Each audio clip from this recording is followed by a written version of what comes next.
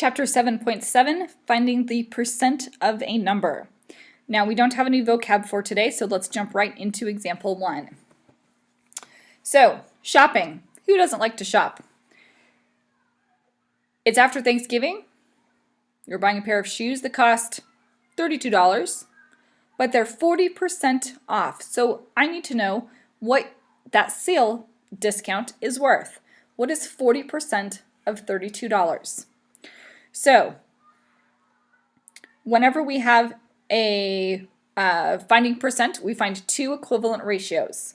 So here I have my percent, 40 over 100, because a percent is always out of 100, equals some number over 32. So the unknown, n over 32, equals 40 over 100. Now, you're going to cross multiply. So n times 100, or 100n, equals 32 times 40, which is 1,280. Divide both sides by 100 to solve for n. And n equals 12.8. However, this is a money problem, so don't forget that dollar sign. N equals $12.80. Remember that money needs to always have two places behind the decimal. 12.8 is not acceptable. You need 12.80. Okay? So I'm going to save $12.80. Okay, let's take a look at example 2.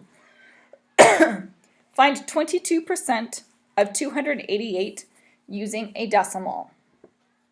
So, again, I'm going to set up my proportion. I know my whole is 288. I know my percent is 22, and 22 is always out of 100. So my missing number is the part. How much 22% of 288 actually is. So again, I'm going to cross multiply. 100x equals, just kidding. I'm going to do it the way the book showed you.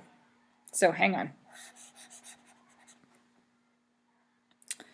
So the way the book does it is, think back in your brain cells. What does of mean? Of means to multiply. So I want 22% times 288.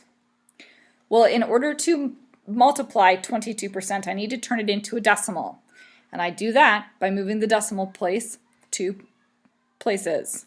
So 0.22 times 288 is equal to 63.36. So that is what would go there. 63.36 is 22% of 288. Now, either of these methods work. You can cross multiply by setting up the proportionate ratios, or you can turn the percent into a decimal and then multiply. Unless the directions say otherwise, pick the one that works for you.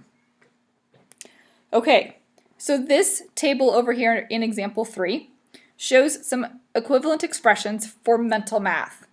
So these are some very common basic ones, a tenth, a fourth, 50%, that it's important that you just memorize, okay? And understand the percent, the fraction, and the decimal for each of these. They're common ones, okay? So example 3. Suppose 25% of 80 students in a survey vacationed in Florida. Find the number of students who vacationed in Florida.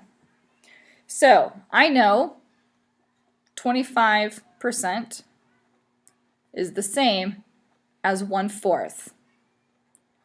1/4 of 80 is 20. So 20 students have vacationed in Florida. So this was a quick, easy mental math. I know 1/4 of 8 is 2, so 1/4 of 80 is 20. I didn't have to use a calculator or paper and pencil. By understanding these, I was able to just quickly do that conversion and find that 20 students vacationed in Florida. Okay, that's it. Do your QCs and CYUs, and I'll answer questions next time I see you.